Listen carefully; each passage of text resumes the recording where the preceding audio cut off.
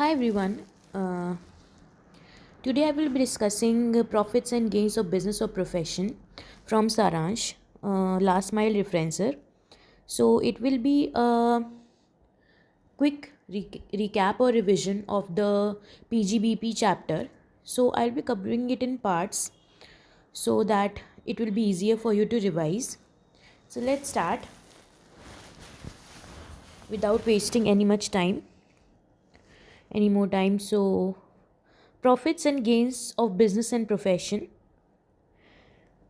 Income chargeable under the head profits and gains from business और profession. अब इसमें कौन कौन सी इनकम होती है जो कि चार्जेबल होती है under the head profits from profits and gains from business और प्रोफेशन, उसकी लिस्ट दी हुई है. सो पहली है profits and gains of any business और profession. Then any compensation or other payment due to or received by a person at or in connection with termination or modification of the terms and conditions or any contract relating to the business. तो second है कि अगर कोई compensation है जो कि receive होनी है by a person in connection with the termination or modification in the terms और कंडीशन, तो वो इसमें टैक्सेबल होती है. फिर किस टाइप की इनकम टैक्सेबल होती है under this head? Income derive by a trade, professional और similar association from specific services performed for its members. Then आता है in case of an assessee carrying on an export business the following incentives are taxable under this head PGBP. Profit on sale of import entitlements, cash assistance against exports under any scheme or of GOI, custom duty or excise duty repaid or repayable as drawback, profit on transfer of duty entitlement passbook scheme or duty free replacement replenishment certificate. ठीक है, तो ये हो जाता है in case of an assessee carrying on export business. These all activities are taxable under this head.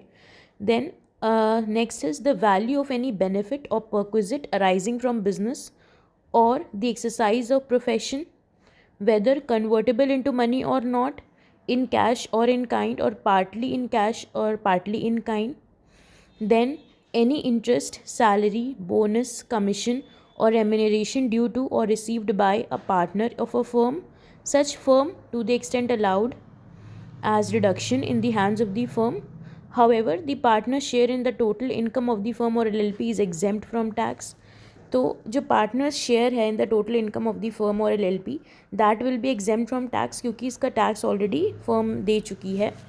Then any sum received और receivable in cash और kind under an agreement for not carrying out any activity in relation to any business और profession और not sharing any know-how, patent, copyright, trademark, license, franchisee, or any other business of commercial right or similar nature, or information or technique likely to assist in the manufacture or processing of goods or provision of services.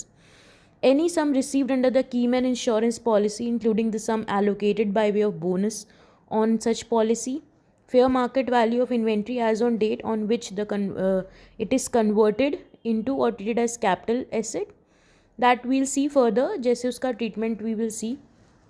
Then any sum whether received or receivable in cash or kind on account of any capital asset other than land or goodwill or financial instrument being demolished, destroyed, discarded or transferred in respect of which the whole or expenditure has been allowed or deducted under deduction under section 35 AD. तो ये सारी incomes हो गई that are broadly classified under this head. अभी हम इसको detail में आगे देखेंगे. दीज आर बेसिकली एक ओवरव्यू दे दिया है. आगे आ जाते हैं speculative transaction. As the name suggest it is talking about speculative transaction, ऐसे ट्रांजैक्शन जिनका नेचर स्पेक्यूलेटिव होता है. ओके, सो इसकी क्या होता है, इसको क्या बताया गया है? A transaction in which a contract for purchase और cell of any commodity including stocks and shares is periodically or ultimately settled otherwise than by actual delivery or transfer of commodity or scrip. तो ऐसे transaction जिसमें actual delivery नहीं होती है और वो वैसे ही सेटल हो जाते हैं बिकॉज वो इतने शॉर्ट ड्यूरेशन के होते हैं कि उसमें एक्चुअल डिलीवरी का टाइम नहीं होता. तो जो भी ऐसे ट्रांजैक्शंस होते हैं जो कि एक्चुअल डिलीवरी जिनमें नहीं होती है, and they are ultimately and periodically settled like that only, they are known as speculative transaction. ठीक है. Then transactions not deemed to be speculative transactions. अब कौन कौन से ट्रांजैक्शन स्पेक्यूलेटिव नेचर के नहीं होते? Hedging contract in respect of raw material merchandise, hedging contract in respect of stocks and shares, forward contracts, trading in derivatives in the recognized stock exchange, trading in commodity derivatives in a recognized stock exchange and chargeable to commodity transaction tax. Condition of CTT is not applicable in case of trading of agricultural commodity derivatives. ठीक है. इसको एक बार आप देख लो, इसका detail में इतना मेरे हिसाब से जाने की ज़रूरत नहीं है. इसमें एक बेसिकली आपको पता होना चाहिए कि विच ट्रांजैक्शंस आर नॉट स्पेक्यूलेटिव. आगे आ जाते हैं जो कि हमारे मेन टॉपिक स्टार्ट हो रहे हैं, method of accounting which is given under section 145. तो कौन सा मेथड है अकाउंटिंग का जो कि फॉलो होता है? Income chargeable under this head shall be computed in accordance with the method of accounting either cash और mercantile basis regularly and consistently followed by the assessee. तो जो भी रेगुलरली एंड कंसिस्टेंटली फॉलो कर रहा है SSC, इधर it is cash और mercantile basis, जो भी वो फॉलो कर रहा है उसके हिसाब से इनकम चार्जेबल होगी अंडर दिस हेड. अब इसमें एक एक्सेप्शंस हैं which is given under section 145B. Interest receive by an assessee on compensation और इन्हांस्ड कॉम्पनसेशन.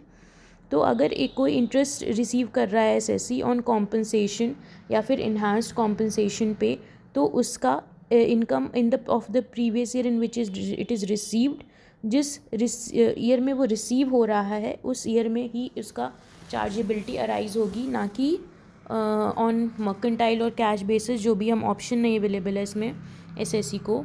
दूसरा, claim for escalation of price in a contract of export incentives. तो इसमें income of previous year in which reasonably certainty of its realisation is achieved.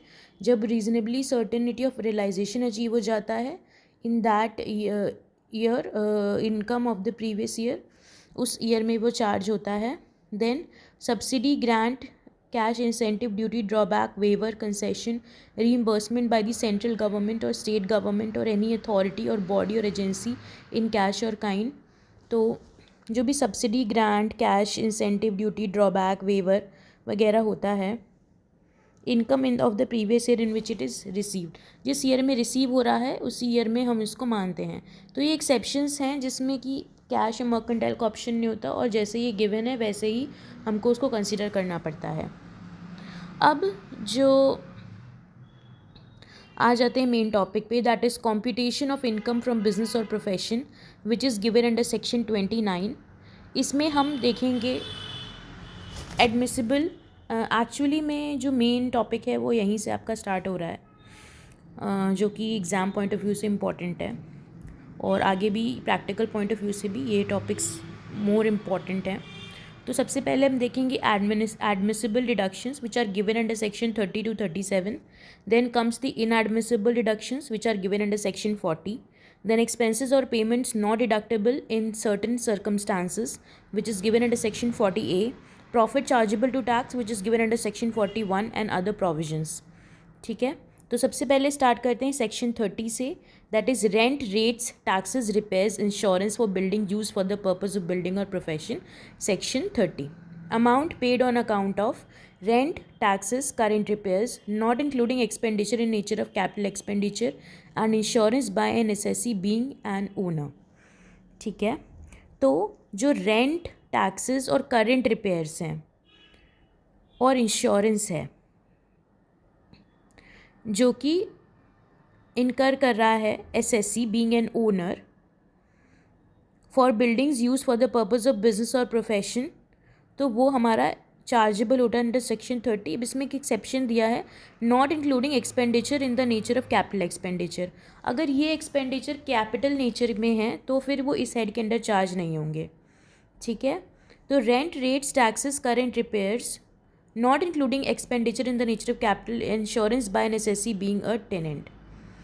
तो या वो owner हो या फिर वो टेनेंट हो, अगर वो रेंट, टैक्सेस, करेंट रिपेयर्स के खर्चे इनकर कर रहा है तो उसको उसका रिडक्शन मिलेगा. लेकिन अगर वो खर्चे कैपिटल नेचर के हैं then they will not be allowed deduction for the same. ठीक है.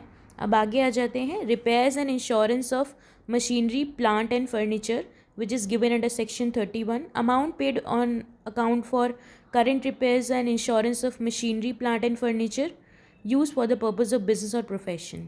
अगर कोई पैसा दे रहे हैं for the current repairs and insurance of machinery plant and furniture, और वो machinery and plant and furniture use हो रहा है for the purpose of business और प्रोफेशन, तो हमें उसका डिडक्शन मिलेगा. अब point to be noted here is for the purpose of business और प्रोफेशन. वो बिजनेस और प्रोफेशन के पर्पज़ से ही यूज़ करना होना चाहिए, तभी हमें उसका डिडक्शन मिलेगा.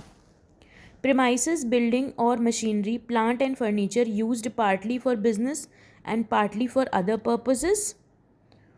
ठीक है, अगर suppose premises, building, machinery, plant, furniture, partly if it is used for businesses and partly if it is used for other purposes, only a proportionate part of expenses attributable to that part of the premises or machinery, plant and furniture used for purpose of business will be allowed as a deduction. ठीक है, तो जिस portion का business purpose से relation है सिर्फ उसी portion का हमें डिडक्शन मिलेगा, बाकी किसी का नहीं मिलेगा. अब आ जाते हैं अगले पोर्शन पे, that is depreciation which is provided under section 32. Now this is very important topic और इससे बहुत सारे क्वेश्चंस बनते हैं and it is also used a lot in practical life, so you have to do this topic thoroughly and revise it thoroughly. तो आते हैं इस पे. Depreciation is mandatory allowable as a reduction. इसका रिडक्शन मैंडेटरीली मिलता है. Asset must be use for the purpose of business और profession at any time during the previous year. ये एक इम्पॉर्टेंट कंडीशन है. जो भी एसेट पे हम डेप्रिसिएशन क्लेम कर रहे हैं that should be use for the purpose of business और profession. Then the asset should be owned wholly और पार्टली बाय द एसएससी. जो डेप्रिसिएशन के लिए ये इम्पॉर्टेंट है कि जो एसेट है वो ओन्ड हो by the owner, bye the SSC. ठीक है, अब एक नोट है, if the asset is acquired during the previous year and is put to use for less than 180 days during the previous year, then only 50% of the depreciation calculated at the rate prescribed will be allowed. For example, suppose furniture पे suppose building पे हमें depreciation 10% के rate पे मिल रहा है. ठीक है, लेकिन अगर वो बिल्डिंग न्यूली एक्वायर्ड है और वो लेस देन 180 डेज यूज़ हुई है, मतलब हमने आप कह सकते हो कि 6 महीने से पहले 6 महीने के बाद साल फाइनेंशियल ईयर के शुरू होने के 180 डेज़ बाद उसको लिया है, या फिर उसको पुट टू यूज़ 180 डेज से लेस किया गया है, तो सिर्फ 50% यानी 5% डेप्रिसिएशन उस पर चार्ज होगा. ठीक है, ये पॉइंट क्लियर है. अब आगे आ जाते हैं. Capital expenditure incurred by the lessee tenant on the building would be treated as deemed building owned by the lessee tenant and depreciation would be allowed to the lessee tenant on that capital expenditure. ठीक है, suppose एक lazy है या टीनेंट है, ठीक है, जिसने building lease पर ली हुई है और वो कोई कैपिटल एक्सपेंडिचर इनकर करता है. ठीक है, तो ऐसा माना जाएगा कि वो जो कैपिटल एक्सपेंडिचर जो बिल्डिंग है वो उसी लेजी की है, उसको डीम्ड मान लिया जाएगा और फिर उस पर उसको डिडक्शन मिल जाएगा on that capital expenditure, depreciation मिल जाएगा. ठीक है, अब आगे आ जाते हैं method of depreciation assessee wise. तो इसमें 2 टाइप के एसएससीज होते हैं. पहले एंगेज्ड इन द जनरेशन और generation and distribution of power and the other are other assessees. ठीक है, अब if they are engaged in the generation and distribution of power, depreciation prescribed at the rate prescribed percentage on actual cost. Option to provide depreciation on WDV basis if such option is exercised in the year in which it begins to generate power. ठीक है, तो depreciation will be at the rate prescribed percentage on of the actual cost पे होगा, लेकिन option to provide depreciation at WDV if such option is exercised in the year in which it began to generate power. इसमें option दिया जाता है आप actual cost पे करिए या WDV पे करिए, लेकिन ये ऑप्शन जब आप फर्स्ट टाइम जब आपने एक्सरसाइज जब जनरेट पावर जनरेशन शुरू हुआ उसी ईयर में आपको अपना ऑप्शन बताना होता है उसी ईयर में आप अवेल कर सकते हैं, otherwise it is on the actual cost. और अदर एसएससीज के केस में it is as the percentage on WDV basis. ठीक है, अब आ जाते हैं क्लासिफिकेशन ऑफ डेप्रिशिएबल एसेट। तो क्लासिफिकेशन कैसे किया गया है, it is building, furniture, plant and machinery, intangible asset being know how, patent, copyright, trademarks etcetera. ठीक है, इसमें हमने 4 ब्लॉक्स में डिवाइड कर दिया है। ये एसेट्स ब्लॉक वाइज डिवाइड होते हैं और हर ब्लॉक का रेट अलग होता है। अब आ जाते हैं additional depreciation which is given under section 32(1)(2)(a). ठीक है, तो एडिशनल डेप्रिसिएशन क्या होता है, when new plant and machinery acquired and installed by an SSC engaged in business or manufacture or production of any article or thing or in the business of generation, transmission or distribution of power। ठीक है, तो जब कोई new plant and machinery acquire होती है या install करवाता है SSC who is engaged in the business or of manufacture or production of article or thing or in the business of generation, transmission or distribution of power, तब उसको मिलता है ये। ठीक है, additional depreciation। It is important that it is SSC engaged in the business of manufacture or production of any article or thing or in the generation, transmission or distribution of power to avail the additional depreciation। Additional depreciation कितना मिलता है, it is provided at the rate of 20% of the actual cost of the plant and machinery, and if the plant and machinery acquired and put to use for less than 180 days during the previous year in which it is acquired, additional depreciation will get restricted to 10% of the actual cost। जैसे कि हमने पहले बताया था, उसका आधा हो जाएगा जो भी डेप्रिसिएशन का रेट होगा। The balance 10% additional depreciation of the actual cost will be allowed in immediately succeeding year। और जो बैलेंस एडिशनल 10% है वो अगले साल में मिल जाएगा। ठीक है, अब additional depreciation will not be allowed in on the following plant and machinery. अब एडिशनल डेप्रिसिएशन जो है, अब इसमें देखो ना, एडिशनल डेप्रिसिएशन में सिर्फ प्लांट एंड मशीनरी की बात हो रही है और किसी चीज़ की बात नहीं हो रही है। तो प्लांट एंड मशीनरी में भी किस में नहीं मिलेगा depreciation, additional depreciation, ship, aircraft, road transport vehicles, office appliances पे नहीं मिलेगा additional depreciation.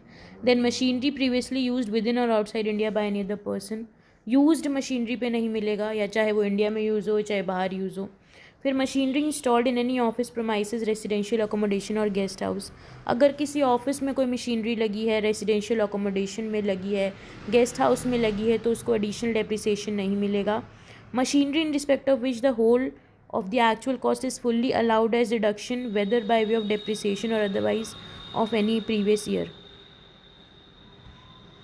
machinery in respect of which the whole of the actual cost is fully allowed as deduction, जिसका पूरा ऑलरेडी वो अवेल कर चुका है डेप्रिसिएशन, उस पर नहीं मिलेगा, पूरा कॉस्ट लग चुका है डेप्रिसिएशन में।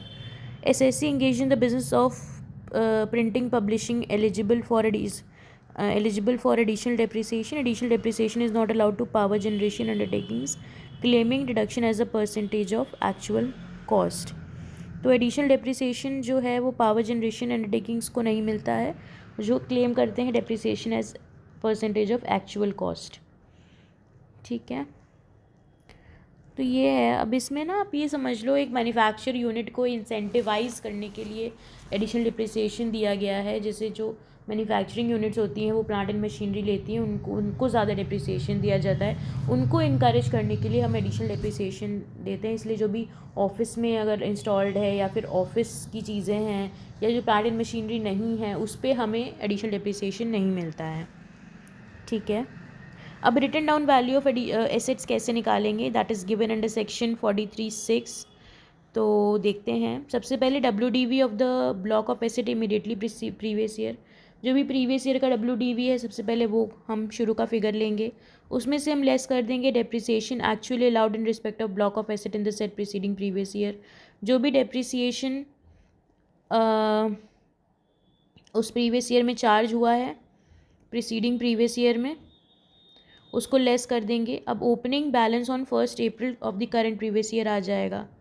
ठीक है, अब जो भी हमारा ओपनिंग बैलेंस आएगा उसमें actual cost of asset acquired during the previous year not being on account of acquisition of goodwill of business और प्रोफेशन। अब ये गुडविल वाला पॉइंट अभी थोड़ा रिसेंटली ही ऐड हुआ है इसमें, तो तो ये थोड़ा आपको देखना पड़ेगा, वो हम अगर आता है आगे तो वी विल डिस्कस इट। तो सब ये हमने WDV शुरू की निकाल ली। अब इसमें हम जो भी actual cost of the asset होगा, जो भी एक्वायर करेंगे उसको ऐड करेंगे। Not being on account of acquisition of goodwill, acquisition of goodwill को नहीं ऐड करेंगे। फिर टोटल जो आया उसमें से लेस कर देंगे money receivable in respect of any asset falling with in the block which is sold, discarded, demolished और डिस्ट्रॉयड। जो भी सेल हो गया, जो भी सोल्ड हो गया, डिमोलिश, डिस्ट्रॉय हो गया, उसको माइनस कर देंगे उसमें से। और in case of slump sale, actual cost of the asset amount of depreciation that would have been allowable to the assessee, वो माइनस कर देंगे in case of slump sale. अब हमारी WDV at the end of the year आ गई। अब जो भी WDV at the end of the year आ गई उसमें हम डेप्रिसिएशन चार्ज कर लेंगे एट द प्रिस्क्राइब्ड रेट। ठीक है, तो ये हो गया हमारा डेप्रिसिएशन का कैलकुलेशन। अब कुछ एडिशनल पॉइंट्स देख लेते हैं डेप्रिसिएशन में। If the assets are used partly for business and partly for other purposes, only a proportionate part of depreciation would be allowable as reduction.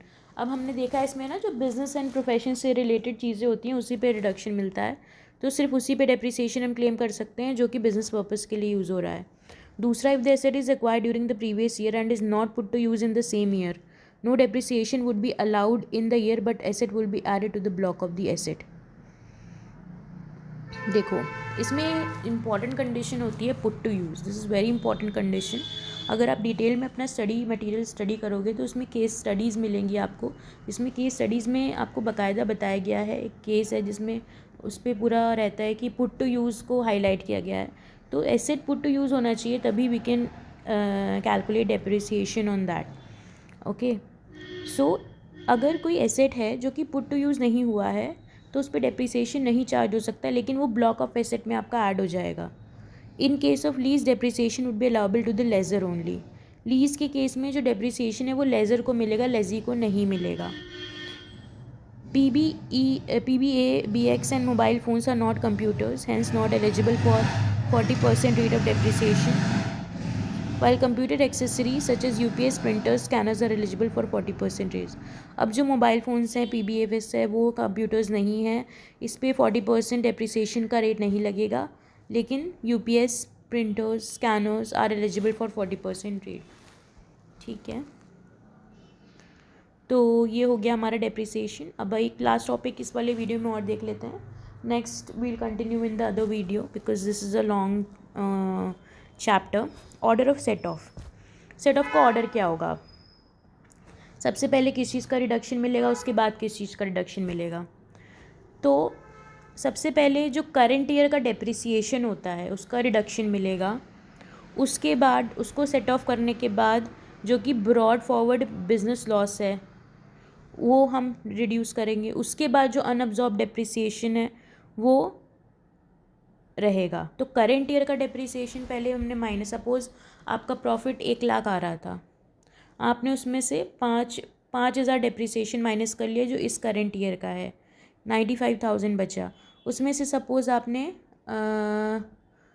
10,000 का जो ब्रॉड फॉरवर्ड बिजनेस लॉस है वो कर लिया, तो 85,000 बचा। अब पहले का 4,000 डेप्रिसिएशन आपका बचा हुआ था जो आपको क्लेम करना था और आपने क्लेम नहीं करा, आपने वो माइनस किया तो आपको 81,000 बच गया। So that will be your profit. ठीक है, unabsorbed provisions for set off unabsorbed depreciation देख लेते हैं। Since the unabsorbed depreciation forms part of the current year's depreciation, it can be set off against any other head of income except salaries. ठीक है, तो since the unabsorbed depreciation forms part of the current year's depreciation, it can be set off against any other head of income except salaries. तो जो unabsorbed depreciation है वो हम salaries के अलावा किसी भी हेड से सेट ऑफ कर सकते हैं। ठीक है, the unabsorb depreciation can be carried forward for indefinitely.